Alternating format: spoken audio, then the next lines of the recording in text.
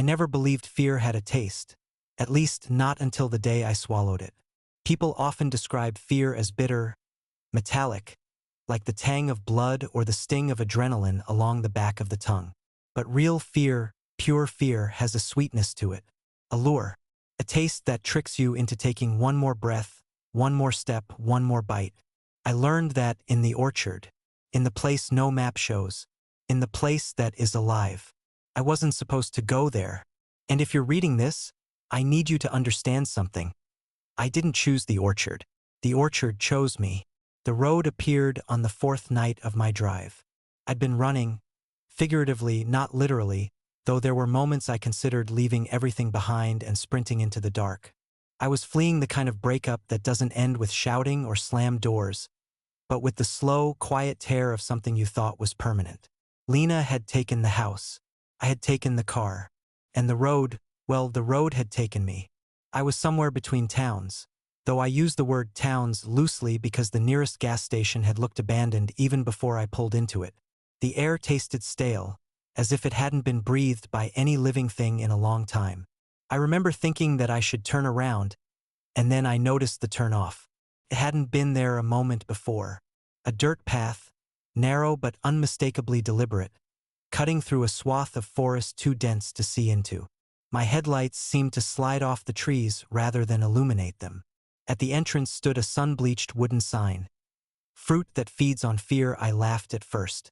Some strange combination of exhaustion, heartbreak, and the unreal.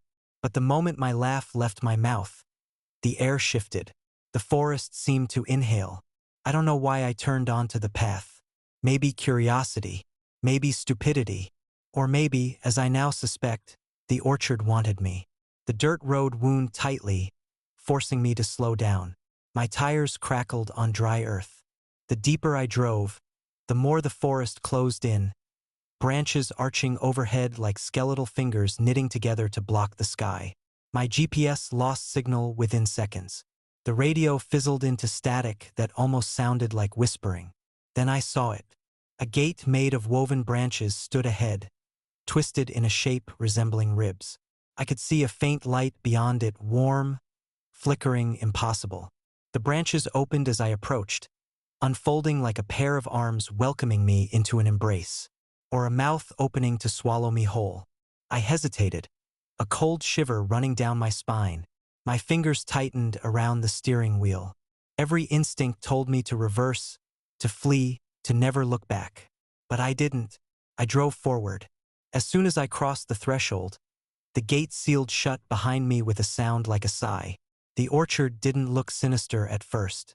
Rows upon rows of fruit trees stretched in neat lines beneath a sky dusted with stars. Lanterns hung from some of the branches, swinging gently even though there wasn't a breeze. The air carried a scent, sweet, intoxicating, almost floral, with a faint undercurrent of something sharper. Fear didn't come immediately, crept. The deeper I walked into the orchard, the more the scent thickened. I felt my pulse pick up, though I told myself it was just the strangeness of the place. The trees were beautiful, bark dark as charcoal, leaves shimmering with an iridescent sheen. The fruit glowed faintly, almost as if lit from within. I approached one, reaching out without thinking.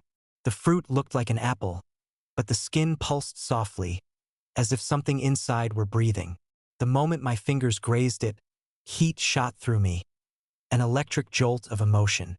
My heart hammered so hard I felt it in my throat. And in that moment, the orchard exhaled. Every lantern brightened. Every leaf turned toward me. Every fruit seemed to swell, as though it had been waiting for my touch. I stumbled back. That's when I saw her. She stood 3 rows away, watching me. Tall, thin, with hair that fell around her shoulders like spilled ink. Her dress was the color of dying leaves. She wore no shoes. The ground seemed to mold around her feet, gripping them gently, as though afraid she might drift away. "You shouldn't touch the fruit," she said softly. Her voice was like wine through hollow wood, melodic, but carrying something cold beneath it. "I didn't mean to," I began. "That's how it always starts." She approached with fluid grace, her eyes never leaving mine. When she stepped fully into the lantern light, I noticed her pupils were too wide, swallowing almost all the iris. She looked like she'd spent her whole life wandering through darkness. "Who are you?" I asked. "The caretaker," she said. "And you are afraid." "I'm not." "You are," she whispered, stepping close enough that I could feel the warmth of her breath. "The orchard tasted it the moment you arrived." "Tasted?" She smiled. Not kindly. "Yes, the fruit grows sweet. On fear. The deeper the terror, the richer the harvest." I swallowed hard, trying to keep my voice steady. "What is this place?" "A sanctuary," she said. "A prison. A living thing. A place that feeds and hungers in return. Then I'll leave." Her smile widened by only a fraction, yet somehow it felt like the temperature around us plummeted. "You crossed the gate," she said, "and the orchard has closed. It will not open again until it decides you're ready." "When will that be?" She didn't answer. Her eyes flicked upward, toward the glowing fruit overhead. "You touched one," she said. "A small touch, but enough to awaken it. The orchard is watching you now. Everything you feel from this moment forward, it will taste." My skin crawled. She extended a hand. "You should follow me." I didn't want to touch her, but I didn't want to stay alone in that orchard either. I reached toward her. The moment our palms met, I felt something crawling under her skin. She led me through the rows of trees until we reached a small house at the orchard's heart. It looked ancient. Boards warped, windows fogged from the inside, porch sagging under its own weight.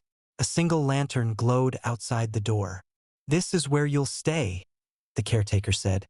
"Stay," I echoed. "No. I just need to rest for a moment. Then I'm leaving." She tilted her head, the way a bird might.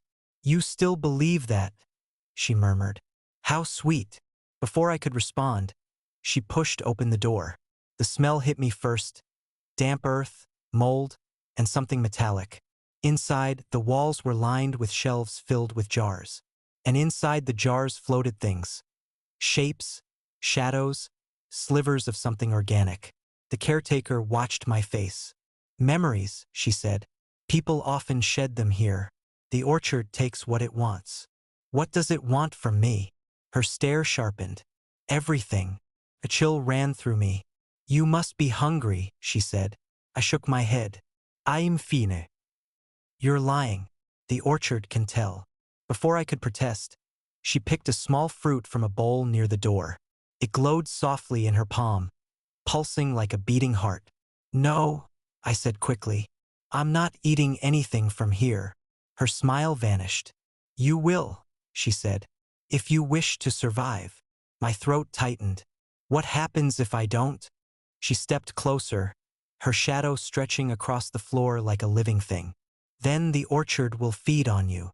Something moved behind me, scratching against the outside of the house, soft at first, then more urgent. I froze. The caretaker's eyes glittered.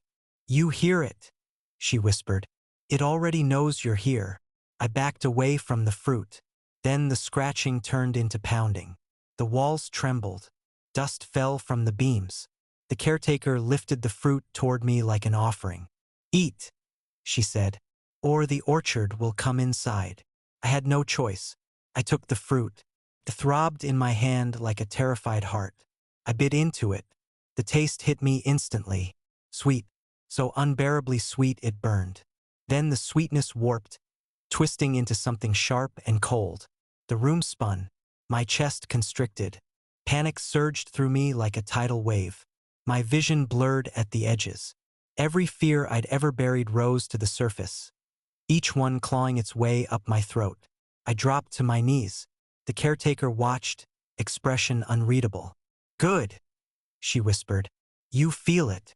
I gasped for air, but the orchard scent filled my lungs instead. Thick, intoxicating, suffocating.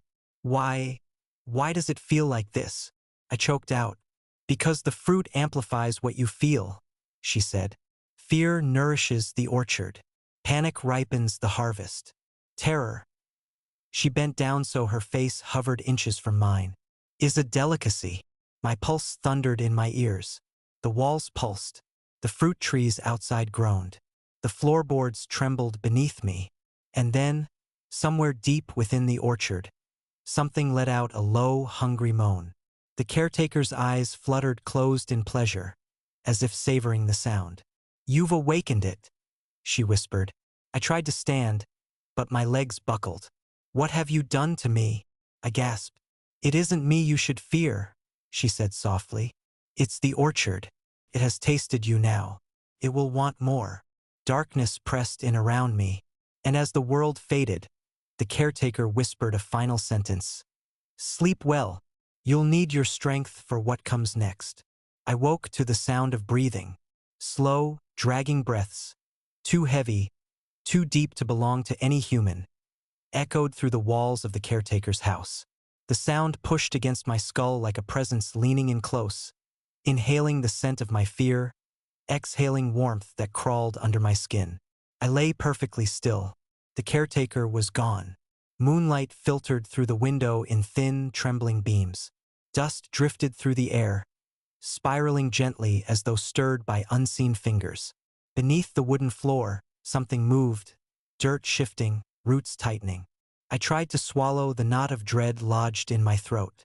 It didn't move. I pushed myself upright, every muscle trembling. The fruit's aftertaste clung to my tongue, sweet and metallic, like rotting honey. My head pounded with the memory of panic, but the haze had faded enough for one thought to break through. I have to get out. The orchard might have closed its gate, but I'd find another way. There had to be one, maybe through the forest behind the house or deeper between the rows of trees. I didn't care which direction. Any direction that wasn't here. I stepped toward the door. A shadow passed across the window. I froze. Slowly, so slowly I questioned if it was real. A branch dragged itself across the glass. Not swayed by wind. Not dipping by natural motion. It moved with intention, scraping lightly, searching. The breath outside deepened. I backed away. The orchard was awake, and it was watching. The caretaker didn't return. After several minutes of suffocating silence, I forced myself to approach the window. Peering out, I saw rows upon rows of trees stretching under the moonlight. Their leaves shivered despite the still air, turning their undersides toward the sky as if listening to something above. Between the trunks, I saw movement, something taking shape. At first I thought it was a person, slender, hunched, dragging itself forward. But as it crawled into a strip of moonlight, I realized how wrong I was. It was a tree, or had once been a tree. Roots twisted around a skeletal form, bones woven through bark, limbs contorted as they pulled the creature along the ground. Its head, if you could call the knotted mass at its top a head, twitched as if sniffing. Looking for me. The orchard moaned again, a low, hungry rumble passing through every trunk, every leaf, every piece of soil. The creature jerked violently, once, twice, then froze. Slowly, its head turned toward the caretaker's house. My breath caught. It knew. The door wasn't locked. I hadn't thought to check. My fingers scrambled across the wood, searching for anything to barricade it with. That's when a soft voice spoke behind me. "You're awake." I spun around. The caretaker stood at the threshold of a small interior room I hadn't noticed before. Her eyes glowed faintly in the dim light, pupils still too wide, too hungry. Where were you?" I whispered. She stepped forward. "The orchard stirs when someone new arrives," she said. "I was quieting it." "You mean you were feeding it?" Her smile didn't deny it. "You should not be so loud when you're frightened," she continued. "The orchard can hear fear. It follows the sound." I motioned toward the window. "Something is out there. Many things are out there. Coming this way." She nodded, as if this were the most natural thing in the world. "They always come for the first bite." My skin crawled. "The fruit? This is because I ate it." Her expression darkened. "You took it into your body. Now the orchard wants into your body as well." "That's insane." Her gaze sharpened, and the lantern's glow flickered as if recoiling. "Insane?" she echoed. "No. Insanity is believing you can leave." A heavy thump hit the side of the house. Dust fell from the beams. The caretaker didn't flinch. I did. Come, she said, turning away. There is something you must see. I'm not going outside. You're not. Not yet. Another thump, louder this time, shook the walls. Move, she whispered. I followed because I had no choice. She led me through a crooked hallway into a deeper, darker part of the house. The air inside grew colder with every step. Damp, earthy, heavy with the scent of decomposing leaves. At the end of the hallway was a door carved with twisting patterns. Vines, roots, and shapes that didn't look like plants at all. Faces, maybe, screaming ones. The caretaker pushed the door open. The room beyond was not a room. It was a cavern. Roots dangled from the ceiling like chandeliers made of bone. The walls pulsed with faint light, veins glowing under bark like skin. The air buzzed with a low hum, harmonic, painful, almost like a heartbeat. In the center of the cavern lay a pit, and inside the pit were bodies, some skeletal, some freshly decaying, some so preserved they looked like they were only sleeping. My stomach lurched violently. What is this? I stammered. The orchard's harvest, she said. I stumbled backward. My foot hit a jar. It toppled, shattering across the ground. A vapor hissed upward, carrying whispers. Real, horrible whispers. Fragments of voices too broken to understand. The caretaker didn't even glance at it. They came here like you, she continued. Lost, afraid, touched the fruit. I shook my head. You can't expect me to believe. This is murder. No, her voice stiffened. This is nature. Murder governed by trees. By hunger, she corrected. Her fingers twitched at her side, roots coiling around her wrist like bracelets. I hadn't noticed them before, or maybe they hadn't been there before. You're part of this, I breathed. You're part of the orchard. Her expression softened, but in a way that chilled me more than anger. I am what remains of those who came before, she whispered. My throat tightened. What does that mean? She reached up and parted her hair. A fine network of roots wove across her scalp, disappearing beneath her skin. My breath died. No, y whisperat. No. Every caretaker was once a visitor, she said. Every visitor who survives long enough becomes a caretaker. I'm not staying here. You already are. A loud crack split the air. The cavern shuddered. The creatures outside were at the walls again. Closer. Stronger. She stepped near the pit, staring down at the bodies as though looking into a mirror. You have two choices, she said softly. Let the orchard take you now. She nodded toward the wall, where roots were already piercing through. Or learn to survive long enough to become part of it. I choose neither. She tilted her head. You will choose, she said. The orchard will make sure of it. I turned and ran. I sprinted through the hall, ignoring the caretaker's voice echoing behind me. The ground shook harder with each step, like something massive was moving beneath the soil. I reached the main room. The door rattled violently. I grabbed a chair and jammed it under the handle just as another blow hit the wood. The hinges shrieked. A crack spread down the frame. Through it I saw an eye. Not human. Wooden. Amber glowing. Watching me. A root stabbed through the gap. I leapt back as the door splintered. The creature forced itself through, limbs bending at impossible angles, roots anchoring into the floor. Its mouth was a split trunk, lined with jagged shards of bark. It smelled of soil and decay. I stumbled toward the stairs at the back of the house. I didn't know if they led to safety or something worse. I didn't care. I ran up them two at a time. As I reached the landing, the entire house groaned. A massive crack split the wall. Leaves spilled inward like a green waterfall. The orchard was invading. At the end of the hall was a door. I threw myself into it. The knob broke. I crashed inside. I slammed the broken door shut behind me. Darkness swallowed the room, thick, impenetrable. I felt along the wall for a light switch.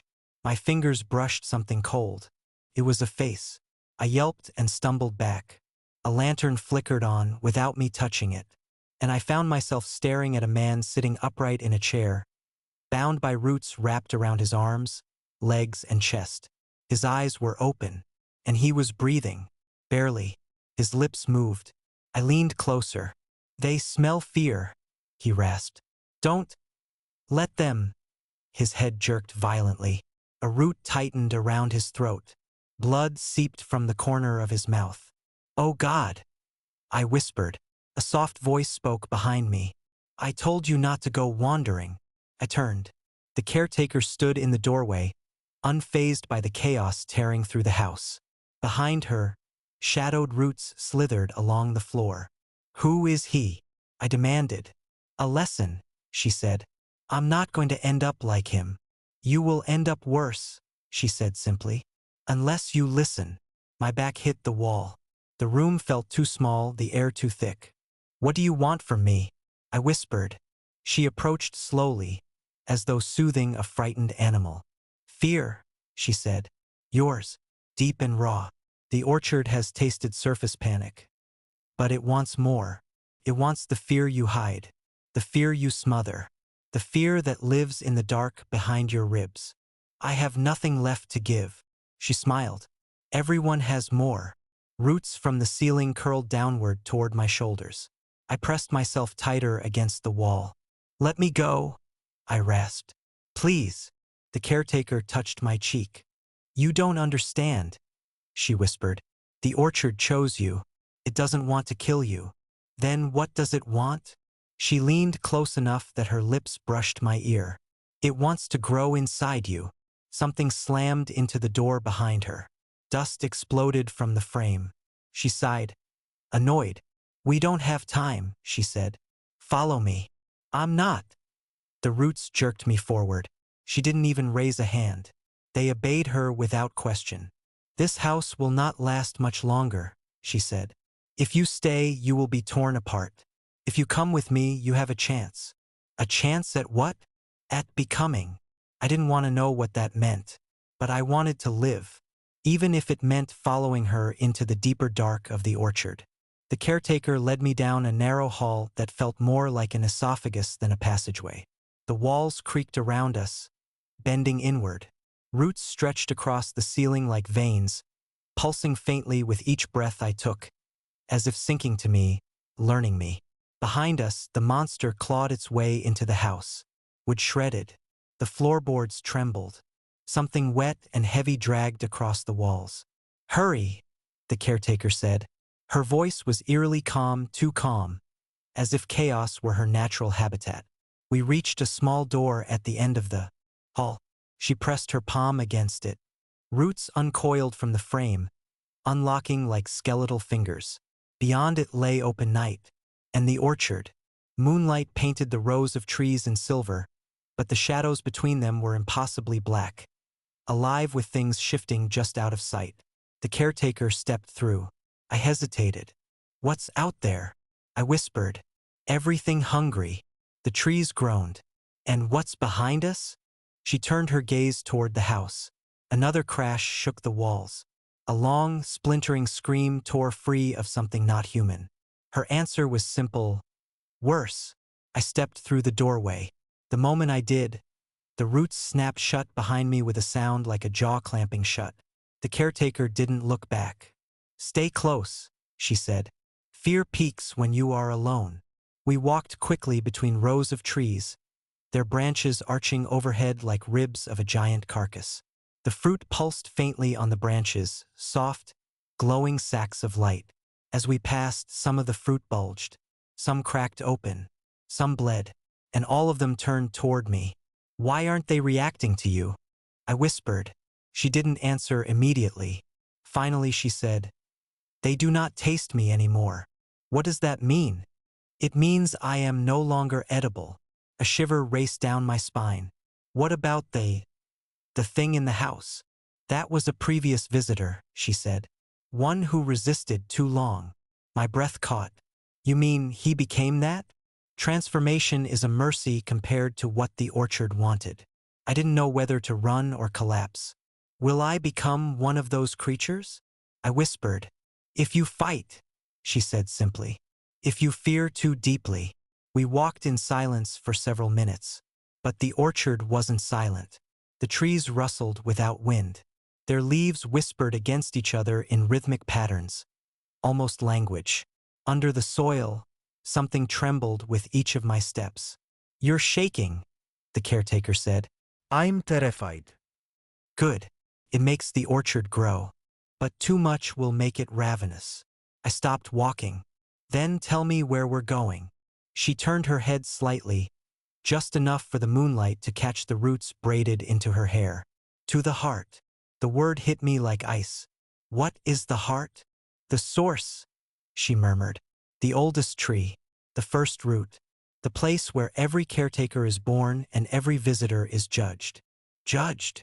She nodded. A visitor is either chosen or consumed. And if I'm chosen, you'll survive. And if I'm not, then you'll feed the orchard. We continued deeper until the air grew thicker, dense with the orchard's scent. Fear had a flavor here, like a ripe fruit rotting from the inside. At some point, the rows became wild. The trees tilted inward, knotted together by massive roots that tangled like veins in a diseased organ. The caretaker moved gracefully through them, but I stumbled, branches catching my clothing and hair. Why me? I asked suddenly. Why did the orchard choose me? The caretaker paused. Her whisper was soft. Because you were breaking. The words cut deeper than I expected. What do you mean? You carry a wound, she said. Something you cannot let go. Fear hollows people out, but you let it fill you. You breathe it. You hide behind it. I clenched my fists. I didn't choose that. No one chooses, she said. But the orchard feeds on what people carry. Your fear is not surface fright. It is root deep. Because of the breakup? Her eyes softened, almost pitying. No, she said. Because of what happened before her. The world tilted. What do you know about me? The orchard knows, she whispered. It tastes the scars you hide. Before I could answer, the ground beneath us trembled. A deep groan echoed through the forest, so low, so ancient that it vibrated through my bones. The caretaker stiffened. Walk faster. What is that? The orchard is moving. I looked down. The roots around us weren't still. They slid beneath the soil like serpents. The ground rippled in pulses. The orchard is walking? Searching, she said. Following your fear. I stumbled backward. Stop. Stop, please. I can't. She seized my arm in an iron grip. Do not panic. Panic feeds it too quickly.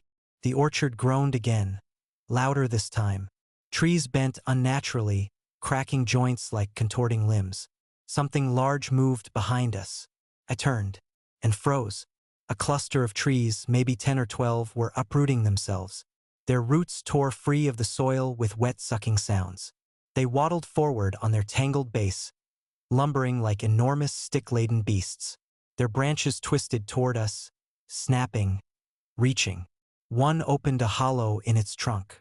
Inside the hollow were teeth, rows of wooden, jagged teeth. My scream stuck in my throat. Run, the caretaker said. This time I didn't argue. We broke through a line of twisted trees into an open clearing. For a moment I thought we were safe, until I realized what covered the ground. Skins. Thin, translucent sheets stretched across the soil like discarded husks.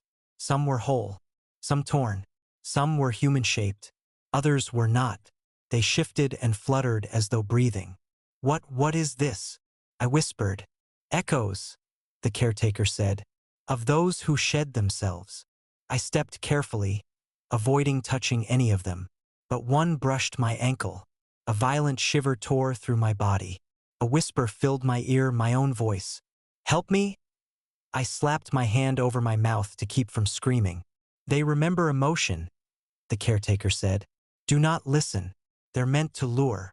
The skins rustled around me. Some began to rise, ballooning upward like something inside them was inflating. I backed away quickly. We can't stay here, I hissed. We won't, she said. The heart is close. I heard the walking trees closing in behind us, roots pounding the earth. Move faster, she urged. I stepped forward.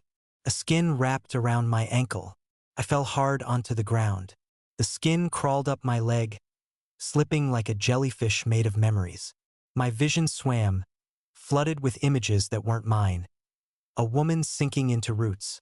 A man screaming as fruit forced itself down his throat. A child turning into bark. The caretaker grabbed my shoulders. Breathe, she commanded. I can't. You must. Her eyes bored into mine. Fear attention makes it stronger. Breath weakens it. I forced an inhalation, shaking violently. The skin loosened. I gasped a second breath. Fell away completely. We must go, she said. Now. We reached a clearing so vast it swallowed the sky. In the center stood a single enormous tree, massive, ancient, its trunk wider than a house. Its bark was gray, cracked, and covered in hundreds of small openings. Tiny mouths, closed, silent. Roots spread outward like tentacles frozen mid-reach. Fruit hung from the branches, dark, swollen, pulsing like organs.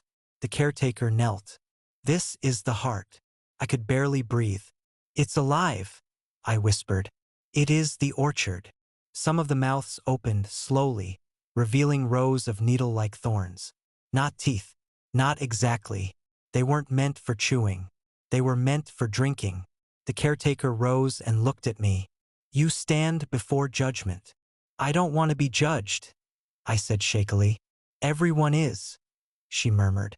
The orchard measures what you carry, what you fear, what you will become. What happens if I fail? You will feed it. And if I pass? You will be changed. Changed how? She stepped closer. Like me. My breath caught. No, iwisparat. No, please. I'm not. I don't want to be part of this place. You already are. The tree groaned. Mouths opened in unison. A wind swept through the clearing, not natural wind, but inhalation. The tree was breathing me in. The caretaker placed a hand over her heart. Do not run, she said. Do not scream. Do not cling to the pain you hold. If you do, the orchard will make you one of its monsters. I don't understand. You don't need to, she said gently. You only need to let go. A root rose from the soil and touched my foot. Cold shot up my leg. My heart hammered so violently I felt it might burst. Let the tree see you, she whispered. The root wrapped my ankle. Another coiled around my wrist. I panicked despite her warnings. Stop. Stop, please, don't. The orchard moaned. The mouths opened wider. The fruit overhead swelled. The ground trembled. The caretaker's expression tightened. You're resisting. Because it's killing me. It is reading you. I don't want this. I don't want this. I want out. The root squeezed harder, cutting off circulation. The caretaker whispered urgently. You must face what you've buried. If you don't, the orchard will take over. What I buried. Your real fear. The tree's roots dragged me toward its trunk. The mouths opened. I began to scream, and the orchard leaned in, hungry. The root coiled around my arm tighter, dragging me closer to the trunk. I could feel the rough bark beneath my fingers, each groove like a ribcage, each mouth an open, hungry wound staring at me. The orchard smelled like iron and wet soil, like rot and rain mixed together. My fear thickened in my throat, almost choking me, but I forced myself to breathe. Focus, the caretaker whispered. Her eyes glowed faintly in the moonlight. Your fear isn't the orchard. It's what lives inside you. What do you mean? I gasped. It is inside me. It's everything I feel right now. She shook her head. No. The orchard feeds on what you refuse to see. Your panic is surface. Your fear is buried. You must show it to the tree. I trembled, unsure how to even begin. Memories clawed at me. Shadows in my childhood room. The scream of my mother. The cold floor when I hid under blankets to escape the screaming voices. The shame of failing. The secret loneliness. The weight I carried like a stone in my chest. I wanted to run, but the orchard was already pulling me in. I had no choice. Show it, she urged. Let the fear breathe. Closed my eyes. Images poured up like poison. My failures, my betrayals, my guilt. Every moment I'd shoved away, every time I'd lied to survive, every person I'd hurt. They swirled around me, and for the first time, I let myself feel them fully. Trembling, sobbing, I allowed the fear to consume me. The orchard groaned. The trees' mouths twitched as if tasting the storm of emotion I carried. The roots loosened. The fruit pulsed with an almost feverish light. I felt weight lifting from me, but at the same time, my body was burning from the inside out. My chest felt hollow, my bones vibrating with the orchard's hunger and approval. The caretaker's hand rested on my shoulder. Good. Don't stop. Feel it all. Fear is life. Fear is strength. I opened my eyes, and I saw the tree differently. It wasn't just a monster. It wasn't just the orchard. It was alive, yes, but in a way that mirrored me. Every twisted branch, every mouth, every root reaching toward me wasn't trying to kill me anymore. It was testing me, reflecting the deepest, darkest parts of my soul back at me. I shivered. I think I understand. Good, she said softly. Then accept it, or it will consume you. The orchard's roots were everywhere now, under my feet, brushing against my skin, weaving through the air like hungry snakes. My fear and shame danced with them, but I let it flow, let it be visible, let it be known. The tree leaned closer. The roots pressed against my body, not painfully, but insistently. And then, it touched me with its mouth. Not teeth, not bark. Warmth, wet and alive, pressed against my skin. Pulse ran through me. My fear screamed, then laughed, then quieted. I felt my heart expand, stretch, and empty simultaneously. A strange calm settled over me. The orchard had tasted me fully and found me acceptable. I staggered back.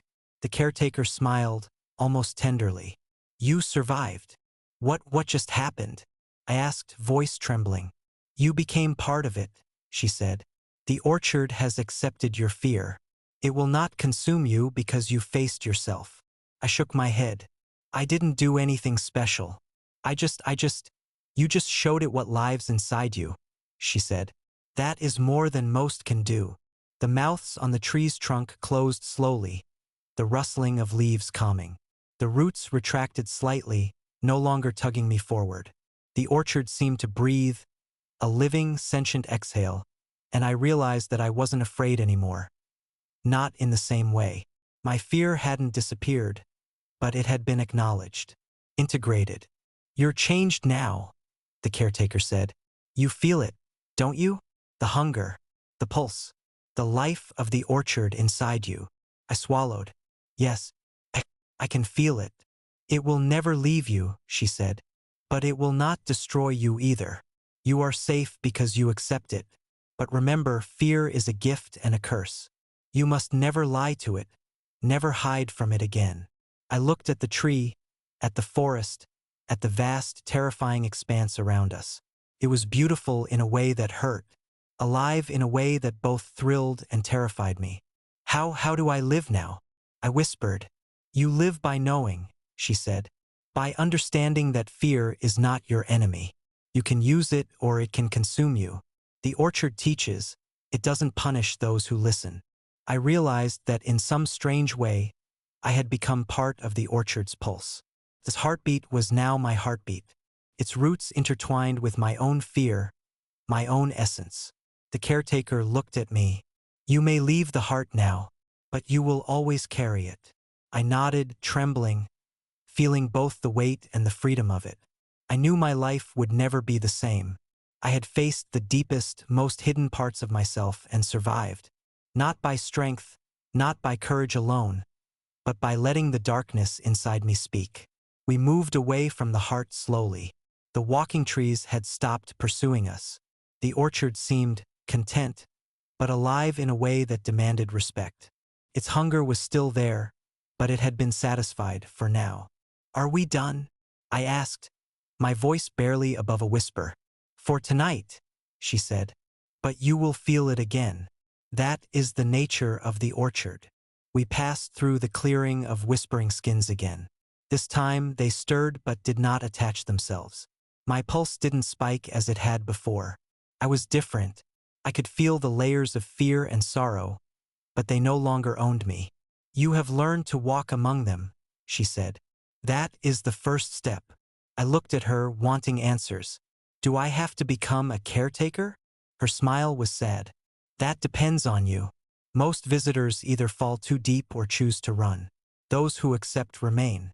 They watch, they guide, they protect, and they feed. Not the way the orchard devours, but the way it lives. I nodded, trying to understand. Somehow I did. Somehow I could feel it. The orchard wasn't a trap. It wasn't evil. It was a reflection, a mirror, a living organism that demanded honesty. We walked through the rows of trees in silence. The fruit glowed faintly, no longer menacing, but aware. Every step I took resonated with the pulse of the orchard inside me. I could feel it watching, listening, tasting, not to harm but to know. And I knew that I would never be the same again. Finally, the horizon shifted. Gray light bled into the night. Moonlight surrendered to the slow burn of dawn. The caretaker stopped at the edge of the orchard, where the twisted forest gave way to normal woods beyond. This is as far as I go, she said. You may leave now if you wish. I hesitated. Part of me wanted to run into the mundane world, away from roots, mouths, fruit, and pulse. Part of me didn't want to leave at all. I could still feel the orchard's heartbeat in my chest. I had survived, but I had also changed. He swallowed. I think I want to leave. Then leave, she said. But remember, the orchard is always with you.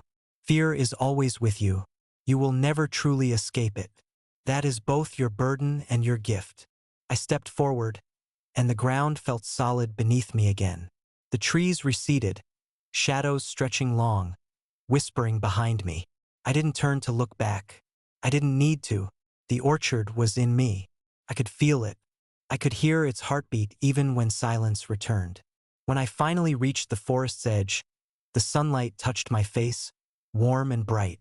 The air smelled like pine and dew. The world felt ordinary, safe, banal, but I knew better. Nothing outside could erase what I carried.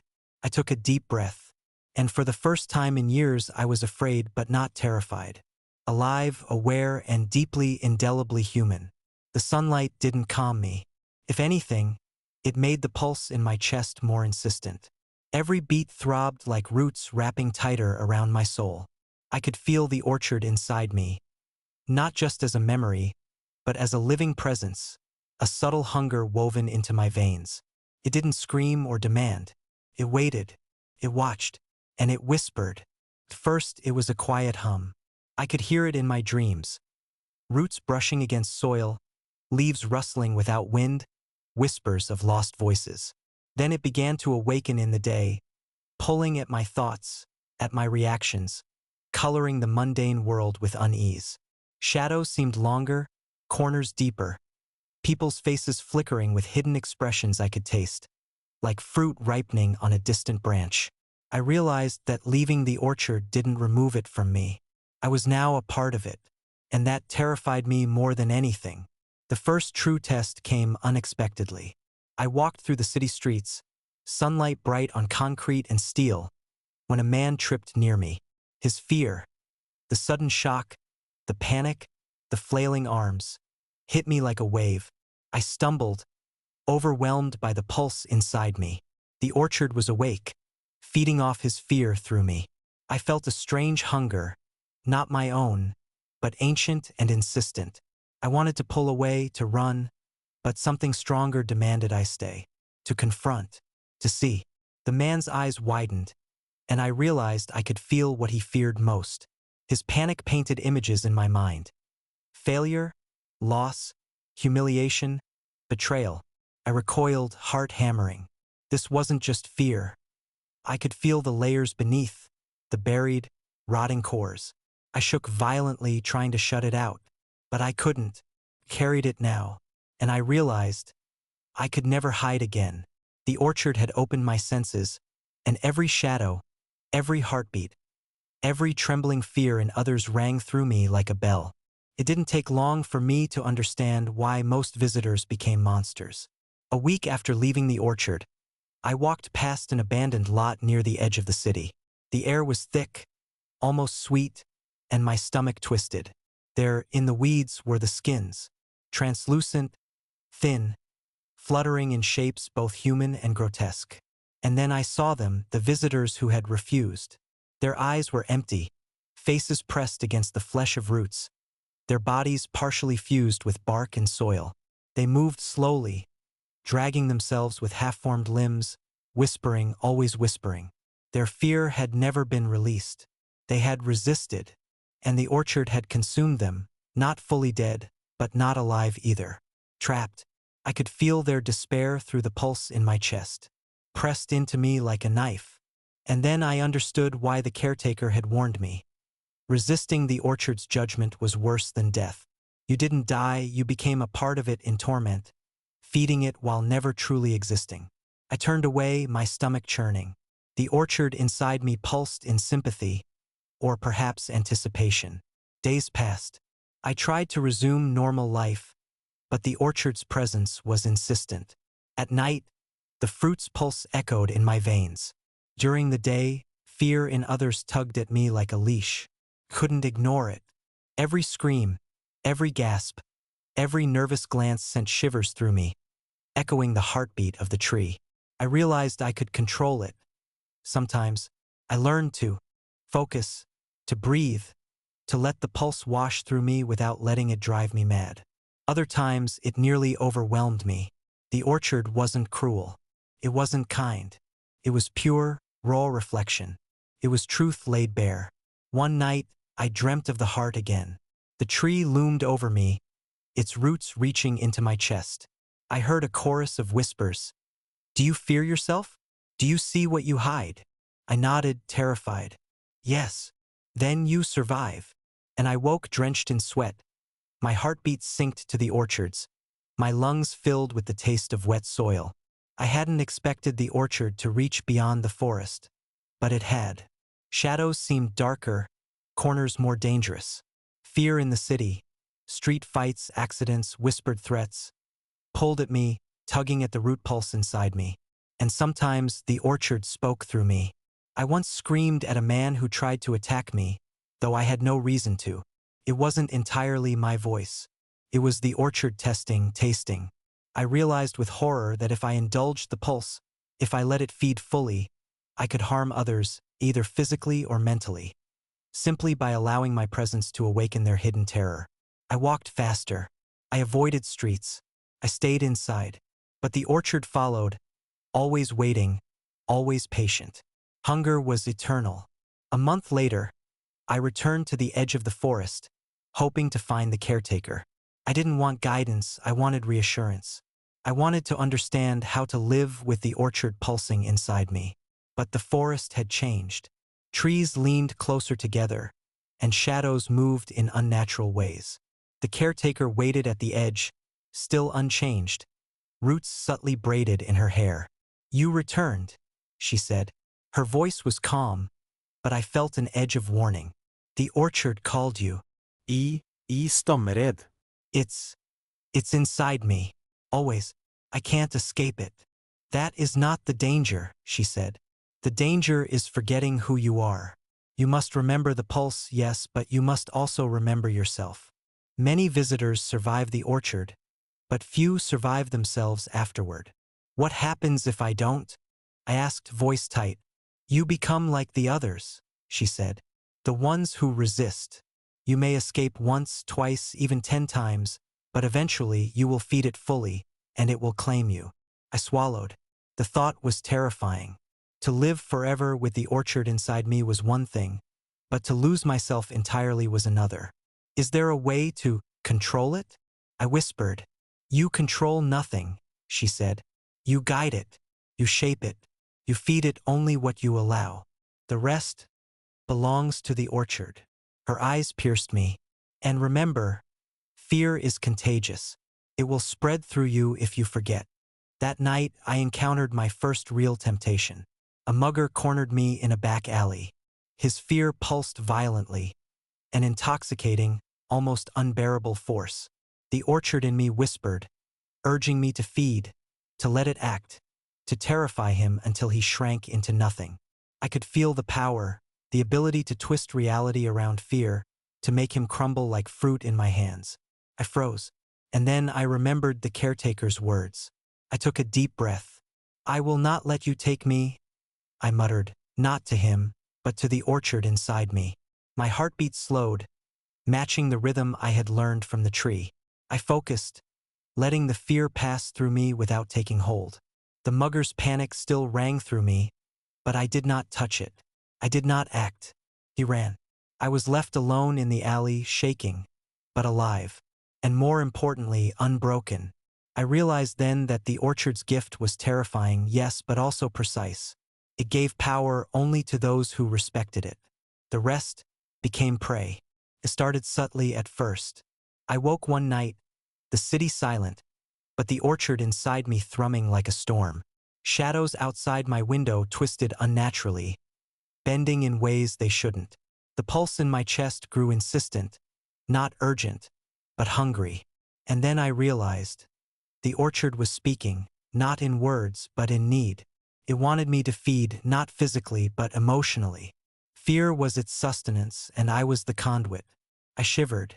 I had resisted before, held it at bay, but now it felt different.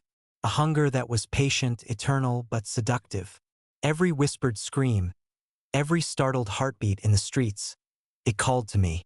And every time I resisted, I felt a pain, subtle but sharp, like roots twisting inside my ribcage. The orchard was alive, and it wanted more. I realized then that survival was not enough. To live fully with the orchard inside me meant I had to confront this hunger, not with strength but with discipline, to give it shape or risk being consumed. Fear is intoxicating. I discovered this as I walked the streets at night, careful, alert, but unable to ignore the hum of panic, the stuttered breaths of strangers. The orchard pulsed in resonance with their terror. And at first I felt nothing but control. But slowly, the thrill crept in. A rush unlike anything I had ever felt. The power to sense, to know, to be immersed in the raw pulse of fear without being attacked by it. It was addictive. I tried to resist, of course. I counted breaths, meditated, forced myself to think of mundane things. But even then, the pulse in my chest surged, a hunger for the intangible fruit that fear offered. Each whisper, each startled gasp, each shadow that flickered in the corners of my eyes, each one fed it. Each one tempted me. And then I realized the truth. The orchard was not just in me. I had become part of it. The hunger was now mine. And resisting it wasn't just difficult, it was impossible. I noticed the first changes slowly. My reflection in the mirror flickered at odd angles.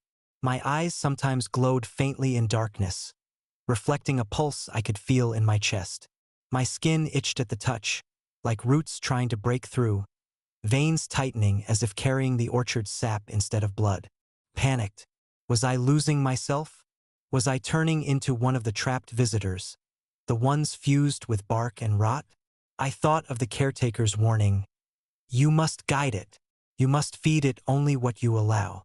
The rest belongs to the orchard. I knew then that the transformation was inevitable, but only if I allowed it to be complete. I focused. I breathed. I let the pulse settle. And for a moment I felt human again. But the truth gnawed at me. I had glimpsed the edge. I had glimpsed what it meant to lose control. And once that edge is seen, it never truly leaves. The temptation was strongest at night. Shadows crept differently when the orchard pulsed strongly in me. I could feel fear before it even formed in others, anticipate it, amplify it. I tried once, just once, to let it flow. I followed a man down a dark alley, tasting the anticipation in his chest. He didn't see me, but I could feel him, the terror that would have bloomed if I allowed it. It was exhilarating. The orchard's pulse in my chest roared. My senses sharpened. My skin tingled. I felt alive, more alive than I had ever felt. And I realized the danger. I could destroy anyone in moments without touching them, without lifting a hand. I could feed the orchard through them, and it would never stop calling. I closed my eyes and forced myself to step back. I had tasted power. I had felt the pulse. And I knew then that resisting it would be a lifelong struggle. In the following weeks, I began to see them. The ones who had resisted. They appeared as shadows at the edge of my vision, in mirrors, in alleyways. Their whispers clawed at me, pulling me toward forgotten alleys, abandoned lots. The remnants of the orchards reach into the city. Some begged silently. Some hissed warnings. All were trapped. I understood something terrifying. The orchard remembers. It remembers those who fail, those who resist, those who deny it. And through me, it could touch the world beyond its forest. Not fully, but enough to remind me of the consequences. One night, a shadow pressed close, almost human in shape, almost whispering my name. My chest tightened, the pulse racing. I forced myself to look away. The shadow faded, but I knew it was not gone. It would follow me always. And I knew then that every time I resisted the orchard, every time I walked away from fear without letting it feed, a part of it followed me, haunting, reminding, waiting. It was inevitable. The hunger grew stronger with every passing night, every encounter, every scream, every glance of fear. I began to crave it. Not just the orchard's presence, but the pulse in me, the thrill of sensing terror in others. The addiction was subtle at first. A whisper here, a flicker there. But soon, I realized I could not walk past a frightened person without feeling the pull. I tried to resist. I tried to focus on ordinary things, work, friends, coffee, the banal routines of life. But the orchard was patient, eternal, cunning. Every fear I ignored, every terror I passed by, hummed in my chest, pulsing louder, reminding me of what I was and what I could become. I could feel the first irreversible shift. My reflection changed subtly, the lines of my face twisting in ways I could not control. My heartbeat matched the pulse of the orchard. My dreams were filled with whispers of mouths, branches, and fruit, all hungering for the unseen terror in the world outside the forest. And I realized the truth. Survival was only the beginning. The real trial had just begun. I had learned to live with the pulse, or so I thought. But that night, it became impossible to ignore. The city slept uneasily under a pale, sickly moon, and I wandered streets I had known all my life. But every shadow felt alive, every corner trembled, every distant scream vibrated through my chest like the orchard's heartbeat. Then it happened. I felt a tug, a sharp, insistent pull in my veins, a whisper that was not mine. Feed. It hissed low and hungry. Feed, and you will know power. I froze, recognizing the voice. Not the caretaker, not a visitor, but the orchard itself. Inside me, it roared with hunger, pulsing through every vein, every nerve, every hollow place in my chest. I trembled. I had tasted the pull before, but never like this. It was insatiable, eternal. It was calling me to surrender. I wanted to run. I wanted to hide. But my legs moved as if on their own. The pulse guided me. Shadows bent toward me. Whispers of fear, sharp and vivid, surrounded me like invisible hands. And I realized the orchard did not just inhabit me anymore. It moved through me, through the city, through the fear that was everywhere. It began with a scream. A man tripped, falling into the path of a passing car. Panic flooded me before the car even swerved. The orchard pulsed, demanding I taste it. I resisted, but only for a heartbeat. Then, with trembling hands, I let it flow. The terror hit me like lightning, sharp and sweet. I felt his fear as if it were mine, amplified 100-fold. The orchard's hunger roaring in response. His scream became a song. I did not touch him, did not speak, did not even move, but I fed. Through him, through his panic, the orchard devoured the moment. The pulse coursing through my chest, through my veins, through the shadows themselves. And when it ended, the man lay trembling on the sidewalk, unaware of what had brushed against him. I staggered, heart hammering, hands slick with sweat. I tasted power, and I tasted myself slipping. Once the orchard feeds fully, it leaves marks. I felt them, subtle shifts in my vision, in my heartbeat, in the way shadows bent toward me. I had crossed a line. I knew then that the addiction had begun. Once you let the orchard feed fully, it whispers for more. And it never stops. After that night, I could not walk the streets without sensing it. Fear reached for me, tugged at me, pulled me closer. I could feel shadows watching, bending, waiting. They were not human. They were echoes of the lost, twisted forms fused with bark and roots, tethered to the orchard but hungry for me. Their eyes followed me wherever I went, always at the periphery, sometimes in reflections, sometimes in the corner of my vision. I knew they were testing me, testing if I would feed fully again, testing if I would let the hunger rule me. Each encounter left me weaker, trembling, blood pounding in rhythm with the pulse. And each time I resisted, I could feel the orchard's subtle rage, like wind shaking invisible branches above my head. The city had become a forest of shadows and fear, and I was trapped in the middle, part predator, part prey, part conduit. The first irreversible change revealed itself in the mirror. One morning, I noticed my reflection. My eyes faintly glowing, not in anger, not in light, but like the fruit in the orchard itself, dimly pulsing. My veins were subtly darker, like roots just beneath the surface of skin. My reflection moved slightly behind me, as if the orchard had reached through the glass to touch me. I recoiled, heart hammering. I traced the outlines of my face, my chest, my hands, and I realized, with a cold, sinking dread, that I had begun to merge. Not fully human, not fully orchard, something in between. The transformation was subtle, creeping, and irreversible. Every feeding, every pulse I let flow accelerated it. I remembered the caretaker's warning, sharp and clear: you guide it or it guides you. Fail and it consumes. I had failed, and I knew it. Temptation became constant. I walked through crowded streets, and the pulse screamed for me to taste it, to let it surge through me. A child tripped on the pavement, eyes wide in panic. The orchard roared. Shadows lengthened, bending toward me. I could have made the child vanish in terror alone, could have fed for hours without lifting a finger. I didn't. I turned away, swallowing bile. But the craving remained. Nights were the worst.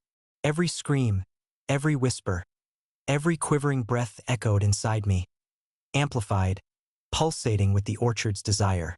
I began to understand why the others had become shadows, fused with bark and rot. The temptation was endless. The hunger never slept. And with every refusal, I felt a subtle tearing in my mind, like the edges of my memory fraying. I was being pulled closer to the orchard, even when I resisted. I was being reshaped by it, whether I wanted it or not. Sleep came rarely. Dreams were filled with the orchard's voice, pulsing fruit, whispering roots, and endless eyes in darkness. I saw myself walking through forests of shadows, the lost visitors surrounding me, all whispering, "Feed, feed, feed." The pulse inside me grew unbearable in dreams, forcing me awake with pounding chest, sweating, trembling. I realized something horrifying. The orchard did not just feed on fear, it shaped it. My mind became a conduit for terror I had never known. Shadows became alive. My own heartbeat became a chorus of whispers. And I understood the final horror. The longer I resisted, the more the orchard would invade my mind. To remind me, to break me, to claim me. I was standing on the edge of madness. And the orchard was patient, eternally patient. The caretaker's words echoed in my mind. You survive only if you remember yourself. But remember, fear is contagious. It will spread through you if you forget. I tried to hold on. I focused on small things: light through the window, the feel of cold water on my hands, the rhythm of my own breathing. But the pulse would not relent. The orchard had reached inside, and it would not leave. Every encounter, every scream, every whisper of terror strengthened it. Every moment I allowed fear to touch me, the orchard fed. I realized the truth. I was no longer just a human walking the streets. I was the orchard. I carried it with me everywhere, and I could never escape it. The shadows, the whispers, the pulsing fear. They were all mine to bear, mine to feed, mine to guide. Or, if I faltered, mine to destroy me completely. I woke to a silence I had never known. The city slept, but the orchard pulsed inside me, louder, sharper, insistent. My reflection stared back, but it was not mine anymore. The eyes, they glimmered faintly like dark fruit in moonlight. My skin felt tight, veins like small roots beneath it. I touched my hands and felt a coldness that was not mine. I had crossed the line. This was no longer temporary, no longer subtle. The orchard had claimed a part of me that would never return. I was not just its conduit. I was its extension. Its pulse, its hunger, its whispering edge had become permanent in flesh and blood. The realization struck harder than fear. I was changing, and there was no going back. The hunger grew. I walked through the streets, and the orchard whispered in my veins, urging me toward those whose fear pulsed sharply. I resisted at first, holding onto my humanity, grounding myself in thought, in routine. But each time I walked past someone trembling, each time I saw terror in the small things. The flinch of a child, the falter of an old man. The pulse inside me surged. I could not ignore it. I fed not physically but psychically. The orchard pulsed through me, through them, and I felt it in my chest. The sweet, electric taste of fear. Each time I came closer to losing myself. Each time, the pulse etched deeper lines into my mind, reshaping my perception, twisting shadows into shapes that were not entirely real. I was no longer a mere observer. I was predator and conduit, collector and amplifier. And I realized that feeding was addictive. The orchard whispered it constantly. A subtle venom. More. Taste. Feel. No. I trembled at the truth. I was beginning to crave it. The shadows followed me. No longer mere reflections, no longer peripheral phantoms. They pressed closer, shaping themselves in grotesque human forms, whispering constantly. Some mimicked people I knew, friends I had lost, strangers whose faces had never existed. All of them sought the pulse inside me. All of them hungered for it. I ran through alleys, streets, even through my own apartment, but the shadows crept, bending with the orchard's pulse, mocking me. They reminded me of the lost visitors, fused with roots and rot, trapped forever. They were warnings and threats and seductions all at once. The caretaker's words returned, "Fear is contagious. It will spread through you if you forget yourself." But how could I remember myself when the orchard had rewritten the edges of my mind? How could I resist when every fear around me fed it, and every feeding reshaped me further? I realized the first true cost one night when I looked in the mirror and didn't recognize the person staring back. The glow in my eyes was no longer faint. It pulsed in rhythm with the orchard. My veins writhed beneath the skin, subtle yet undeniable. My heartbeat matched the pulse of fear everywhere I walked. My reflection smirked back at me, almost sentient, almost knowing things I had not. Something inside me had shifted irrevocably. I could no longer feel fully human. Every feeding, every pulse, every whisper I absorbed from the world had left a mark. My empathy remained, but twisted, filtered through the orchard. I felt joy, fear, sorrow, but always layered, always amplified, always entwined with the pulse inside me. I understood then that humanity was not gone entirely, but it was fractured. I was something else now, something in between. Predator. Conduit. Orchard-born. The temptation became unbearable. I walked past a man arguing with his wife, their fear, anger, and panic intertwining like invisible vines. The orchard roared. I could taste it, feel it, manipulate it without a thought. Shadows around me lengthened. Roots brushed against my consciousness. I almost gave in, almost let the orchard flow through me fully, let it amplify the terror until it consumed them. I imagined the power, the thrill, the utter surrender of control, and my pulse matched it, heartbeat hammering, veins twisting with it. I stopped myself, shivering, stomach twisting. I could feel the pull, the addictive ecstasy of fear. It whispered constantly, feed, taste, take, no. And I realized, resisting was agony, feeding was ecstasy. Every step I took away from it left me trembling. Every step toward it promised liberation and damnation in equal measure. Night became worse. Dreams were now haunted entirely by the orchard. Fruit pulsed in darkness. Roots whispered secrets I could not understand. Faces pressed against bark, begging, warning, moaning. The pulse in my chest did not rest.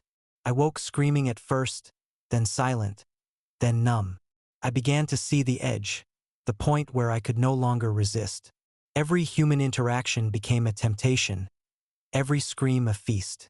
And I understood the cruelest truth. The orchard does not merely feed. It hunts. And I, trapped inside it, was becoming both prey and predator. The shadows around me pressed closer, whispering, feed, become one with us. I understood them fully now. They were the lost, the resisting, the trapped, and the orchard's hunger pulsed through them too, calling me to join, or to destroy me entirely. One night, I isolated myself in my apartment. The city hummed softly outside. But inside, the orchard pulsed like a living thing, writhing, insistent. I closed my eyes, trying to ground myself in humanity, in small truths. But the pulse would not relent.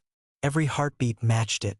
Every breath felt shared with the forest, the shadows, the lost, the screaming, the terrified. I felt my mind splinter. I felt my body twist slightly, a subtle reshaping that I could not reverse. I saw my reflection in the window, eyes glowing faintly in darkness, veins pulsing beneath skin, lips whispering things I could not speak. And I realized I was already lost. Not fully, not yet, but every moment of resistance left me closer to becoming fully the orchard. I had become addicted. I had become its conduit, and there was no turning back. I woke in the dark, the pulse stronger than ever. It was not just inside me now, it was me. I could feel every heartbeat of the city, every tremor of fear, every shadow that twisted in the corners of the streets. The orchard had claimed not just my body but my perception. I was no longer a human walking among humans. I was the orchard walking among them. I touched my chest and felt the roots, faint but unmistakable, coiling beneath my skin. My reflection in the window stared back with eyes glowing softly, alive with hunger. I remembered the caretaker's words one last time. You guide it, or it guides you. I knew I had failed. And worse, I didn't care anymore. The city became my orchard. Fear flowed to me naturally, a river I could drink from without lifting a hand. A car swerved too close to the curb. Panic radiated from the driver, and the pulse surged. A child cried in a darkened playground. The orchard hummed in response, pulling me closer. I did not touch them. I did not speak. But the orchard fed through me, bending the world's fear like roots through soil. Each feeding reshaped me further. My bones ached not from strain but from growth, subtle, twisting, rooting. My skin rippled faintly when the orchard pulsed hardest. I felt my humanity slip, piece by piece, replaced by something older, hungrier, eternal. I had become predator and forest all at once. And I realized the truth. Once the orchard is fully awake within you, there is no separation. You are no longer merely alive. You are a conduit for terror, a god of fear, a shadow among shadows. The lost now surrounded me in force. Shadows pressed close, whispering in unison, guiding me to feed, amplifying terror in the city. Their faces, once human, now twisted bark and hollow eyes, were familiar and alien at once. They were my disciples, my reminders, my warnings. I realized I could command them, a thought, a pulse, and they bent to my will, amplifying fear wherever I walked. Streets became rivers of terror, alleys moaned, lights flickered as the orchard's hunger surged through the urban landscape. The city had become my grove. Every heartbeat, every gasp, every startled scream was fruit for me to pluck and taste. And with each feeding I changed, not just mind and body but perception. I saw fear as color, as vibration, as fragrance. I could sense panic, dread, and terror before it even formed. I could shape it, enhance it, release it. I was no longer human. I was the orchard incarnate. The more I fed, the faster the transformation became. My veins writhed visibly beneath the skin. My eyes glowed brighter, pulsing in rhythm with the orchard itself. Limbs felt both mine and not mine, subtly extending, twisting, rooting. My voice, when I whispered to myself, carried the echo of the orchard's hunger. Soft, seductive, endless. I began to crave the feeding. I no longer feared becoming the orchard. I desired it. I walked the city at night, chasing whispers, amplifying shadows, letting terror bloom in my wake.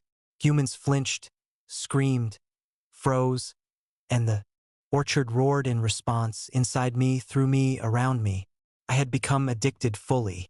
There was no turning back. The city's fear pulsed in me constantly. I was tethered to it, and it to me. Humanity was a memory, fragile and distant. It happened suddenly. I came across a man alone in a darkened street. His fear radiated like a beacon. The pulse surged. Shadows twisted around us, bending reality subtly, amplifying terror. I felt the orchard's whisper inside me. Take fully. Become entirely. Feed. And I did. The fear rushed into me, pure and intoxicating. A symphony of panic, dread, and despair. I felt my own mind fracture, bending with the orchard's hunger.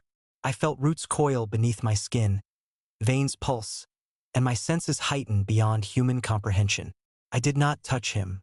I did not speak. But the orchard devoured his terror through me. When it ended, he was gone. Not physically, not entirely, but he was changed.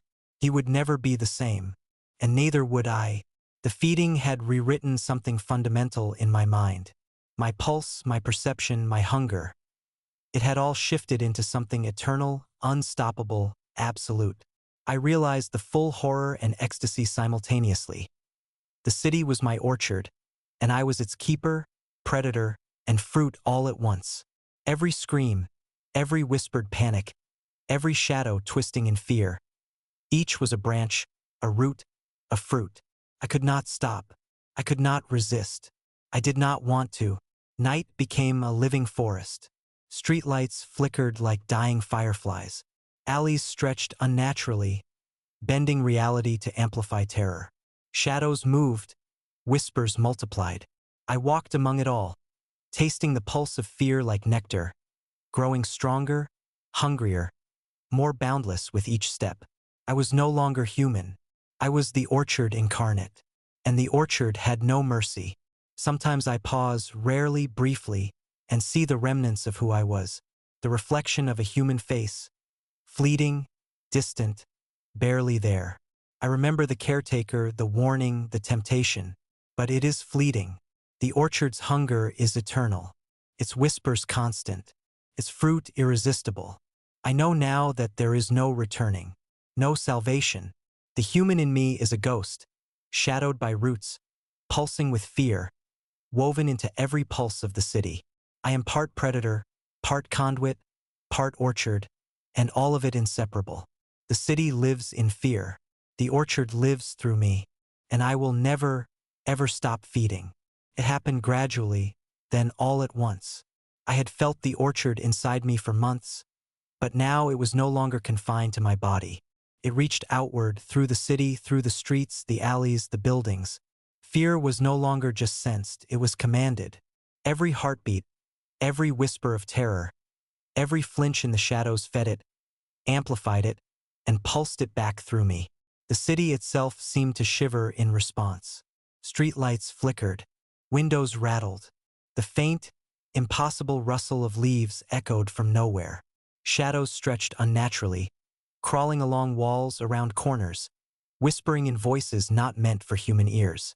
And in the center of it all, I stood, breathing, pulsing, alive with something older than cities, older than humans, hungrier than the earth itself. The orchard had awakened fully, and I had become its crown. I looked in the mirror and saw the final truth. My reflection was no longer human at all. The faint glow in my eyes had intensified to a slow, hypnotic pulse. Veins writhed beneath my skin, twisting like roots seeking nourishment. My fingers were slightly elongated, subtly bark-like at the joints. Even my hair seemed to move on its own, writhing as if the orchard itself were brushing through it. I reached out and touched my face.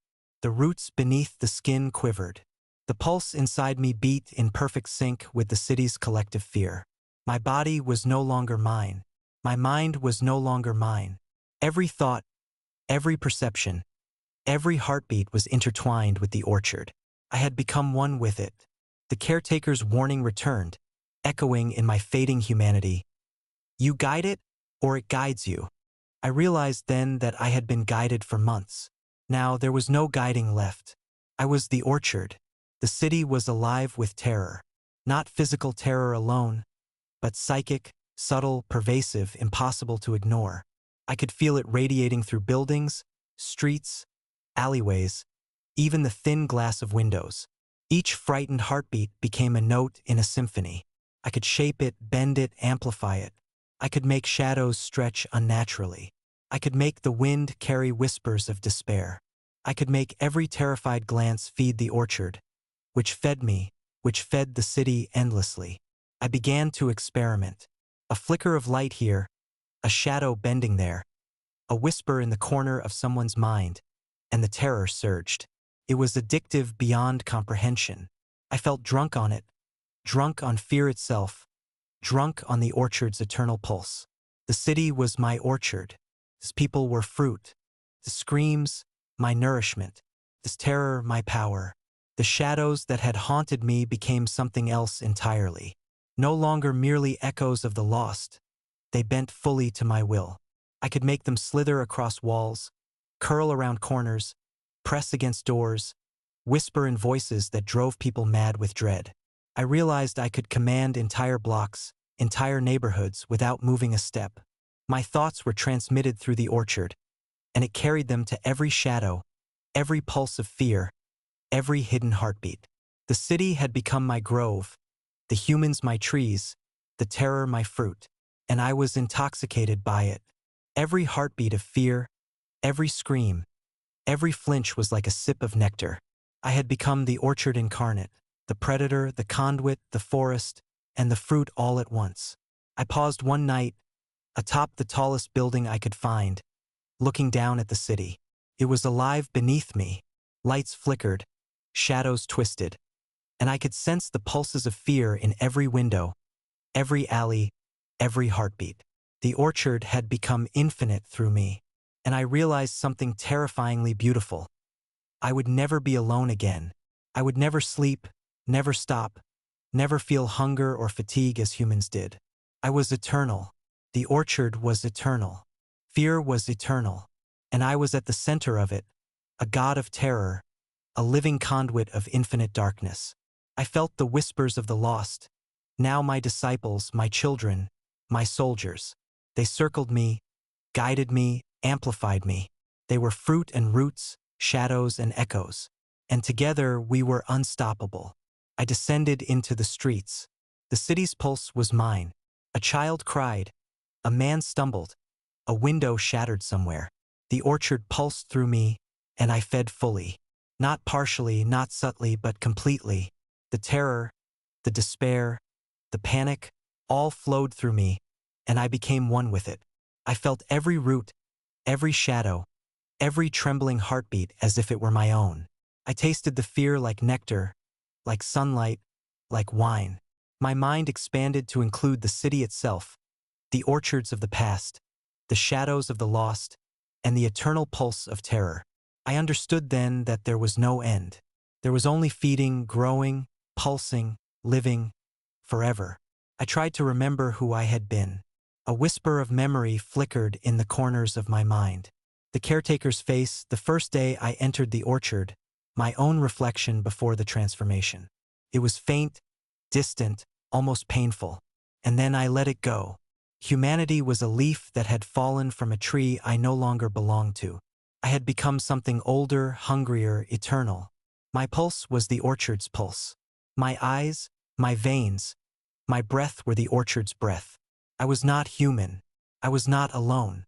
I was the orchard, and the orchard was me.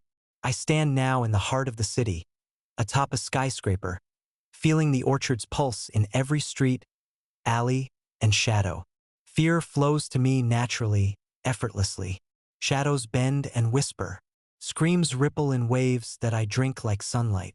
I am eternal. I am hunger. I am the orchard incarnate. And the city, the world, the endless pulse of fear, will feed me forever. There is no escape. There is no end. There is only the orchard. And I am its crown, its heart, its predator. And I will never stop feeding.